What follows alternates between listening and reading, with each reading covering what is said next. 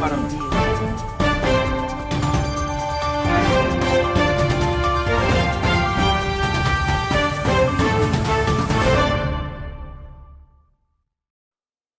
buenas tardes, ya estamos de vuelta aquí en Negocios Televisión con toda la información. Como no puede ser de otra manera, y nos trasladamos, ya lo saben, desde hace más de un año el foco puesto en Ucrania. Allí, Zelensky vuelve a ser protagonista. El plan de la Unión Europea, que en la tarde-noche de ayer puso en marcha, proyectó, la propia Europa proyectó Josep Borrell, ese plan para enviar proyectiles por valor de 1.000 millones de euros, se considera insuficiente, dicen desde Ucrania. De hecho, desde Kiev han pedido que esa cantidad se cuadruplique. Un asunto que nos lleva directamente a Kiev, una Kiev que junto a Moscú, ya saben que a lo largo de la próxima semana acudirán a Ginebra, tanto un representante ucraniano como uno del Kremlin, para negociar la extensión del acuerdo del grano, en concreto un acuerdo del grano del Mar Negro que finalizaría el próximo 18 de marzo. La extensión todavía está sujeta a discusiones. Dmitry Peskov ha asegurado que todavía hay muchas preguntas sobre la implementación de ese acuerdo y que continuará planteándose qué es lo que puede darse y qué es lo que no. Recuerden que Ucrania tiene previsto que dentro de ese acuerdo se produzca la extensión de la apertura de un cuarto puerto, añadido a los 3 que actualmente operan con el acuerdo del grano, que insisto está vigente hasta el próximo 18 de marzo, es decir, hasta la semana que viene.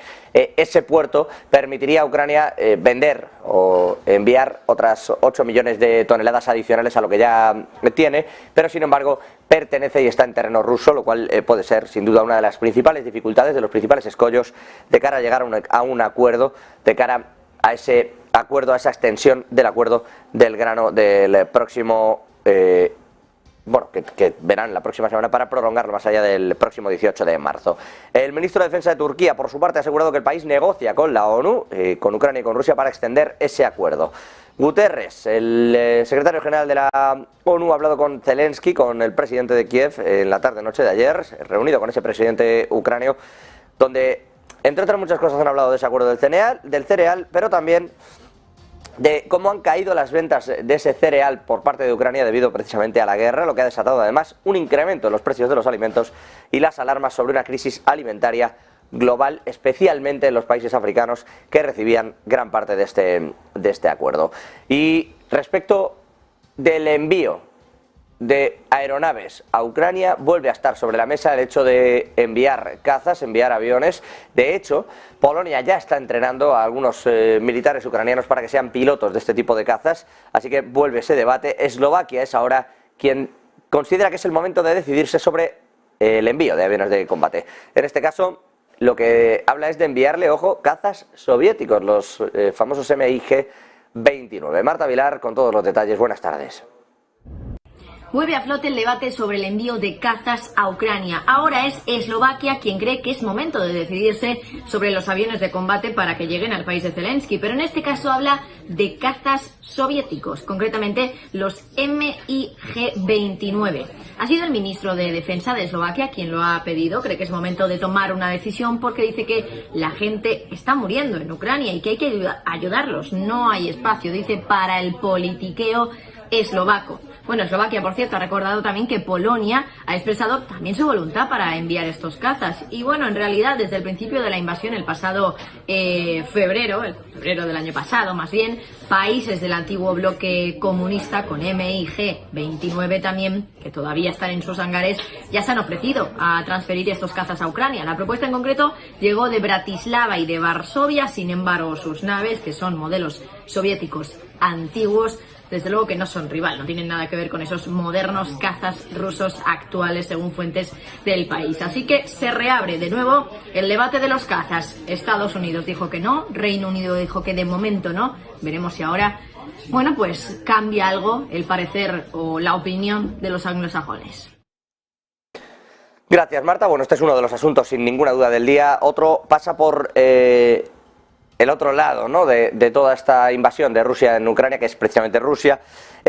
Su primer ministro, Mishustin, ha asegurado que durante los próximos 7 años podría elevar la producción de gas natural licuado hasta 100 millones de toneladas, en 100 millones más de toneladas anuales. Esta subida, insisto, que cifran para los próximos 7 años, es importante, especialmente para los acuerdos que está alcanzando Rusia con China, que está demandando energía, sobre todo desde el fin de la política cero COVID, y que se la está demandando precisamente a Ucrania como socios principales. De hecho, han logrado acuerdos comerciales por más de 200.000 millones de dólares en ese intercambio entre Rusia y China, y dentro de todo eso los principales acuerdos pasan precisamente por la energía. Una energía que, insisto, dice el primer ministro ruso, que durante los próximos 7 años Rusia podría ser capaz de incrementar su producción hasta las 100 toneladas, su producción de gas natural licuado.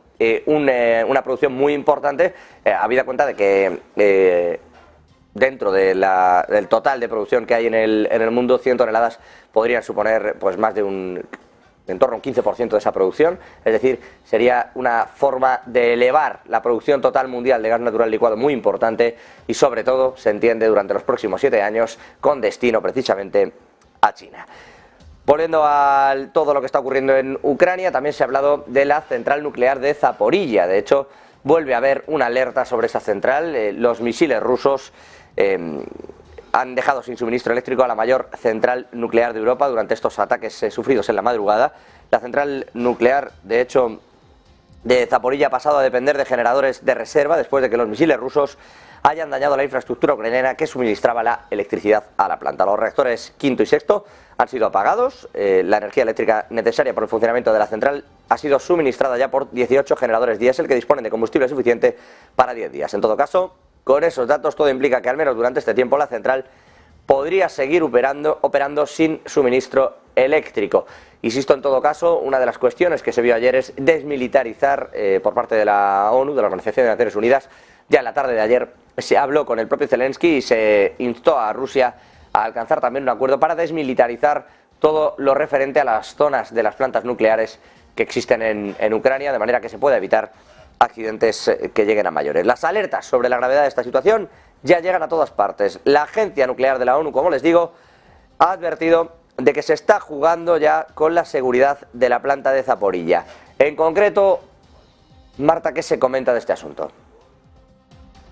Las alertas sobre la situación de gravedad que están viviendo en la central nuclear de Zaporilla ya llegan de prácticamente todas partes. Ahora ha sido la agencia de la ONU, la agencia nuclear de la ONU, que ha advertido de que se está jugando con la seguridad de la planta de Zaporilla. Bueno, de hecho han preguntado cómo es posible que podamos, dice, sentarnos en esta sala esta mañana y permitir que eso esté ocurriendo. Lo que está ocurriendo, vamos a recapitular, es que los bombardeos de Rusia han provocado que esa planta nuclear haya perdido su última línea de suministro eléctrico que quedaba operativa, y ahora la central está operando en modo de emergencia con 6 generadores de diésel, pero una situación que no es para siempre, desde luego, solo temporal, va a durar solo unos días, un par de semanas, así que mucho ojo si no vuelve el suministro eléctrico a la central. Es la sexta vez que esto ocurre, que está operando en modo de emergencia. Sin embargo, desde la Agencia Nuclear de la ONU ya han advertido de que cada vez que eso ocurre es pues casi como jugar a los dados, y que si se permite que esto continúe una y otra vez, un día, dice, se nos va a acabar la suerte. Bueno, pues todo esto sobre estas alertas nucleares que se cierren sobre las centrales, valga la redundancia, nucleares de Ucrania, especialmente sobre Zaporilla.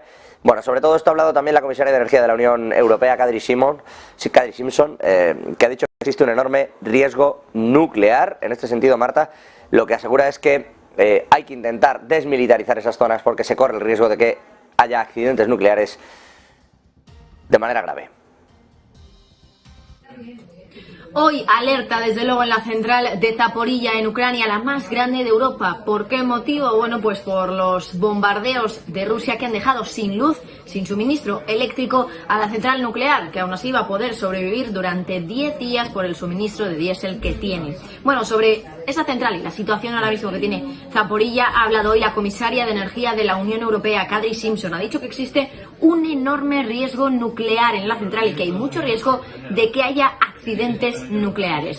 Simpson también ha advertido que expertos nucleares, técnicos, ingenieros arriesgan sus vidas todos los días y en este momento están intentando reemplazar la infraestructura dañada por esos bombardeos. Además, también echando un capote a Ucrania, Simpson ha dicho que cualquier sistema de energía se hubiera encontrado de rodillas respecto a la situación de la guerra, pero Ucrania no se ha rendido y que ha resistido la invasión y que Europa ha apoyado a cada paso. De todas formas, nos quedamos con esas declaraciones de Kadri Simson, comisaria de Energía, advirtiendo de que la situación en Zaporilla es muy sensible y que hay riesgo de que haya accidentes nucleares.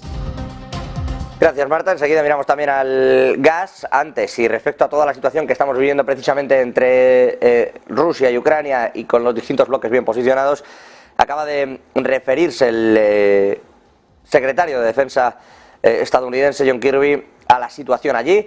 Dice Kirby, dice Estados Unidos que según los informes estadounidenses, Rusia está cambiando la munición convencional y está empezando a utilizar misiles hipersónicos, que es lo que hemos visto también.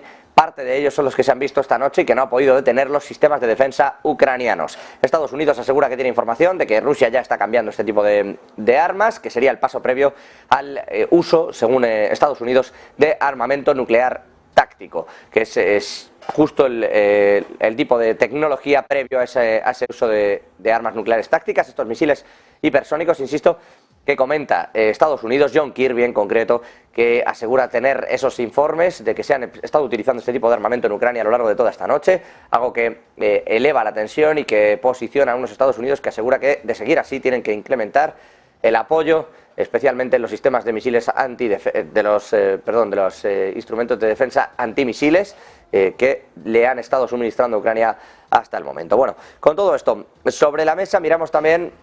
Hablábamos de Kadri Simson, de la comisaria, también ha hablado de otros asuntos. De hecho, ha anunciado que se va a proponer que el tope al gas de la Unión Europea, el tope al gas que proviene de Rusia, se amplíe a otros centros de gas y no solo al que se negocia en el mercado, en el llamado TTF de Holanda, donde en teoría pasan todos los stocks. De esta manera se intentaría frenar los movimientos del gas ruso a través de terceros países. En este sentido, ha hablado Kadri Simson de ese freno y además también el director de la Agencia Internacional de la Energía se ha referido a que Europa no va a volver jamás, tras todo lo vivido con Rusia, las sanciones impuestas y el escenario que se está abriendo con esta crisis energética. Bueno, pues dice el director general de la Agencia Internacional de la Energía que en Europa no se van a volver nunca más a ver precios baratos de gas.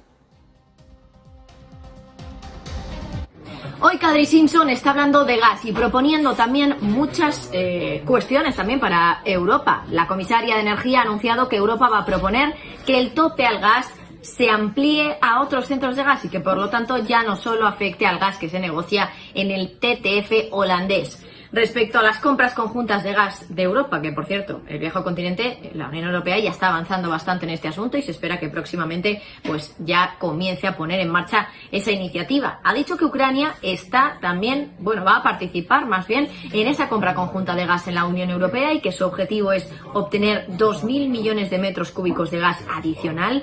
Y la comisaria de Energía de la Unión Europea también ha dicho que va a proponer que la Unión prolongue el objetivo voluntario de reducción del 15% en la demanda de gas, es decir, del ahorro de gas, ahora hasta el 15%, que se prolongue ese objetivo. También ha estado, por cierto, ahí en el Parlamento Europeo, hablando con Kadri Simson, con la comisaria de Energía, Fatih Birol, que es el director de la Agencia Internacional de la Energía. Y ojo a lo que he dicho, la advertencia que ha lanzado para Europa. Dice que en este caso, en Europa, en el viejo continente, no van a volver los precios baratos en el gas. No vamos a volver a tener gas barato. Bueno, algo que parece evidente teniendo en cuenta que no va a volver, o así se espera, el gas ruso a través de los gasoductos que vienen desde ese país. Por lo tanto, todo el gas que llegue va a llegar de otros ofertantes, en este caso, de otros vendedores, y también a través de barco, en gas natural licuado, que es más caro por el recorrido que tienen que hacer. Así que nos quedamos con esas declaraciones, con el anuncio de que el tope al gas se amplía y con las declaraciones de Fatih Birol advirtiendo de que el gas barato es cosa del pasado en Europa. Bueno, cambios importantes. Hoy lo estábamos comentando, la comisaria de Energía de la Unión Europea se ha ido refiriendo a todo este tipo de asuntos. Europa va a proponer, ha dicho, más medidas a largo plazo para los acuerdos de energía para conseguir precisamente abaratar esos precios, por más que, como nos comentaba Marta Vilar, desde la Agencia Internacional de la Energía se asegure que no vamos a volver a ver precios del gas barato en el viejo continente, donde no se rinden, dice, para evitar que ese gas vuelva a dispararse como lo hizo el pasado verano. De hecho, podemos escuchar a la propia Kadri Simson hablar de este tipo de ayudas. Recurrido a compras conjuntas para intentar bajar el precio del gas. Eso ha tenido también sus repercusiones en el precio de la electricidad. En cualquier caso, es importante garantizar que los consumidores y las empresas estén menos expuestos a la volatilidad de los precios. Vamos a proponer medidas de largo plazo como los CFDs, los acuerdos de compra de energía, PPAs. Todo esto ayudará también a que los consumidores se beneficien de precios más bajos de la energía, ayudará también a nuestra industria y al sector de producción de hidrógeno limpio. Bueno, pues ahí tenían a Kadri Simpson, que también ha reconocido lo que desde el Banco Central Europeo vienen advirtiendo desde hace meses, que es que con la caída de los precios energéticos que llevaba mucho tiempo, no puede ser que los gobiernos sigan dando ayudas para paliar esos altos precios, porque ya no existen esos altos precios, ha dicho Kadri Simpson. Bueno, una de las lecturas que tiene la propia comisaria de Energía, que desde luego no tendrán en otros lugares, como por ejemplo en Reino Unido, donde el precio de la energía ha seguido subiendo, o por ejemplo en España, donde el precio de la energía también hizo que subiera la inflación en el último mes. En todo caso, Simpson dice que no podemos seguir pagando millones, dice, en ayudas para la crisis energética. Dice esto y también asegura que el reto de Europa es volver a llenar las reservas de gas este verano con vistas a estar suministrados el próximo invierno. La escuchamos.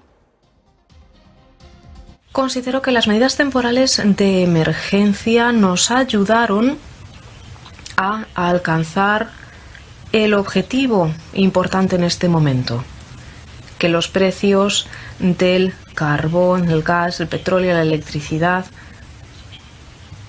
sean más bajos que el año pasado, si analizamos las tendencias interanuales.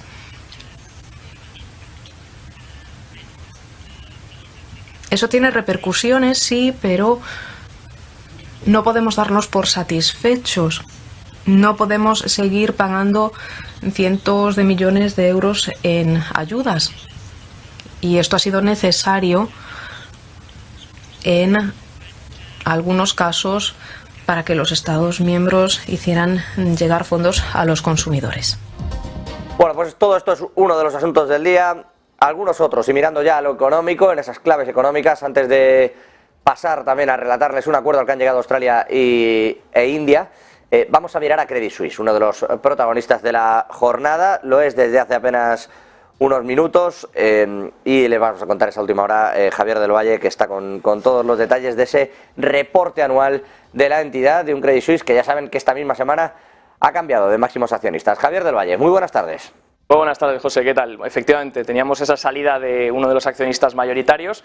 Ahora vamos a ver cómo está afectando también al precio, pero hoy son malas noticias todavía también para Credit Suisse, que ahora mismo les estoy poniendo en pantalla cómo cae un 5% en la bolsa de Zurich, cerrando en su nivel más bajo registrado hasta el momento. Así que no es un buen momento para la compañía y menos aún para los inversores que están dentro de la acción. ¿Qué es lo que ha pasado para que hoy Credit Suisse tenga otro batacazo más después de todo lo que se está acumulando en los últimos meses? Bueno, pues ahora resulta que la compañía ha retrasado el informe anual de resultados después de que la Comisión de Valores les informase de que posiblemente tengan problemas en sus cuentas de efectivo del año 2019 y 2020. Según un comunicado que ha emitido el banco, la comisión tenía consultas e inquietudes con respecto a revisiones realizadas en estos estados de flujo de efectivo en los años fiscales que les he comentado. Desde Credit Suisse nos dicen: la dirección cree prudentemente retrasar brevemente la publicación de sus cuentas para entender más a fondo los comentarios recibidos. Confirmamos que los resultados financieros de 2022 publicados anteriormente el 9 de febrero de 2023 no se van a ver afectados por lo anterior. Nos confirman desde la compañía que los resultados de 2022 no se verían afectados, sino simplemente los de 2019 y 2020. Recordemos que el banco ha seguido sufriendo en las últimas semanas. A principios de esta misma semana conocíamos que uno de los mayores accionistas, el administrador de inversiones Harris Associates, se deshacía de toda su posición. Aquí pueden ver, de hecho en este gráfico, las entradas y salidas hasta que finalmente a inicios de esta semana de marzo de 2023 teníamos a Harris abandonando completamente su esperanza por la acción y saliendo por completo del banco. Otra preocupación que surge ahora, José, es si realmente el banco va a poder sobrevivir, sobre todo con las salidas de capital sustanciales, sobre todo en la gestión patrimonial, que están saliendo. Aquí tenemos un gráfico de esas entradas netas de dinero o salidas netas, si miramos el gráfico cuando va hacia la baja, obviamente, y vemos cómo está saliendo mucho capital patrimonial del banco, de Credit Suisse. Se acumulan los problemas, ahora mismo la cotización, como ya saben, cayendo un 5% en la bolsa de Zurich, y no son buenas noticias para la compañía. Efectivamente hay dificultades para Credit Suisse, que no está pasando por sus mejores momentos. Les decía yo que otra de las noticias a estas horas pasa por ese acuerdo al que han llegado India y Australia. El primer ministro de Australia, en concreto Anthony Albanese, ha asegurado que con este nuevo acuerdo de comercio y cooperación firmado entre India y Australia desbloquearán el potencial de comercio e inversión que tenían en los distintos países, especialmente porque se va a permitir, con este acuerdo que han llegado en Mumbai, que las empresas se instalen en India con un coste mucho menor que el de muchos otros países, quitándoles muchos de los impuestos, y ha asegurado que está agradecido a la participación de inversores australianos, dice el primer ministro indio, que además cree que las principales casas comerciales indias que han participado también van a sacar beneficio de todo esto. En concreto, el ministro de Comercio e Industria, Asuntos del Consumidor, Alimentos y Distribución Pública y Textil de India ha asegurado que el objetivo actual es duplicar el comercio bilateral, que debe ser restablecido por esas industrias, y existe un gran potencial, dice, para aumentar el comercio entre las dos naciones. El ministro, de su anterior visita a Australia en abril de 2022, ya contó un ejemplo de la interacción con varios CEOs de fabricantes de implantes, por ejemplo, auditivos, y en este sentido van a instalarse más de 20 empresas australianas en India, e insisto, con una serie de beneficios fiscales también que la India les ha prometido, un intercambio comercial al que llegan Australia y la India en un momento en el que precisamente, dentro de la situación por bloques de lo que se está denominando esta especie de guerra fría económica, Australia se había opuesto en concreto a China, posicionándose del lado de Estados Unidos y Reino Unido, como suele ser habitual en la historia de los países anglosajones, pero eso sí, no quita para que India esté logrando nuevos acuerdos comerciales muy ventajosos para el país. Ya advirtieron en todo caso que lo que estaba ocurriendo en Rusia y los acuerdos a los que llegaba con Rusia y Ucrania, unos con el grano, otros con el petróleo, no era óbice para que pudiera llegar a acuerdos precisamente con algunos otros países, como acaba de hacer, insisto, con Australia. Bueno, estos son algunos de los asuntos del día, vamos a intentar analizarlos todos.